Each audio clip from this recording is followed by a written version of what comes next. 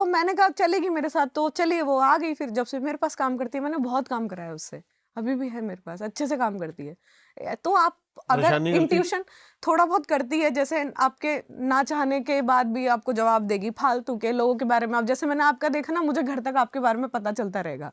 मतलब मैं देखती रहूंगी आपका घर कैसा है, आपका ये कैसा है, आपके कितने भाई हैं, आप कितने हैं, आपके पापा का क्या है चल रहा है, आपके कितने पेड़ पौधे, आपने पशु पाले हुए हैं, ये सब मुझे ना पता चलता रहेगा घर जाने तक, ना चाहते हुए भी। तो उसको बोलूंगी चुप रह चुप रह चुप रह, तो चुप होगी।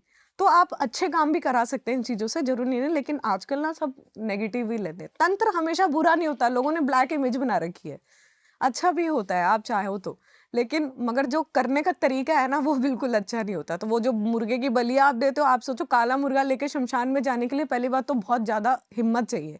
आप वहां बैठ रहे हो शमशान में, वैसे ही कोई आप कोई किसी का नाम नहीं ले सकते वहां बैठ के, क्योंकि जिस नाम का अगर कोई वहां पे प्रेत हुआ तो वो आपके आके आपके साथ खड़ा हो जाएगा। मान लो आप साधना कराए, क्योंकि आपको 12 से 3 तो बंद करनी पड़ेगी, सुबह आपको वापस आना पड़ेगा। 12 से 3 तक होता है, कुछ मंत्र का टाइम होता है, आपको सुबह वापस आना, आपके साथ कोई चीज आपके घर में लग जाए, आ जाए, हुँ, आपकी फैमिली को डिस्टर्ब करे, फिर वो तो चाहती नहीं ना आना। फिर सही तुम बात है। जबरदस्ती बुला रहे हो, फिर आप उसको देख के इतना आकर्षित हो गए हो कि उसको पता ही नहीं है कि वो क्या बोल रहा है। वो कह रहा है हाँ मैं ये करूंगी वो करूंगी, हाँ हाँ हाँ हाँ बोले जा रही है। वो आ जाती है, फिर आपकी लाइफ डिस्ट्रॉय करती है। उसके साथ उड़ीसा वाले के साथ यही तो हुआ था। और उनकी कोई टाइम लिमिट नहीं है? नहीं जैसे कि कोई हमारे मरने के बाद भी वो हमारे वंश में रहेगी, हाँ ऐसा कुछ? रहेगी, जाएगी ही नहीं। आपने बुलाया, आपने भेजा क्यों नहीं? इसलिए तो कहते हैं सिद्धि हमेशा सौंप के जानी चाहिए। समझ रहे हो? मैं आपके घर में रहती हूँ, मतलब मान लीजिए आप साधना करते हैं, एज एग्जाम्पल आपके बेटे हैं या बेटी है, आपको लगता है दोनों में से जो लायक है, मैं अब मुझे लग रहा है मेरा, क्योंकि साधक को पता लगने लगता है, कहते हैं मरने से 15 दिन पहले साधक को पता लगने लगता है नाभि प्राण छोड़ रही है। ठीक है, तो उसको पता चल जाता है कि हाँ मेरा टाइम आने वाला है। आपने मॉन्क साधु देखे हैं, उनको पता चलता है कि हाँ हम मरने वाले हैं, वो आराम से आते हैं, खाते पीते हैं, नाम जप करते हैं, लेटते हैं और प्राण छोड़ देते हैं, क्योंकि वो सहस्रार से निकलते हैं। उन्हें पता चलता है कि हमारे चक्रास अब नीचे से पूरी तरीके से ब्लॉक होने लग गए और हमारी एनर्जी प्राण छोड़ रही है बॉडी। इंसान सुपरनैचुरल चीज़ों को तभी फ़ील कर सकता है जब उसके चक्रास या मतलब क्राउन चक्र या फिर उनकी आज्ञा चक्र या फिर थर्ड आई खुली हुई हो, उसके बिना नहीं?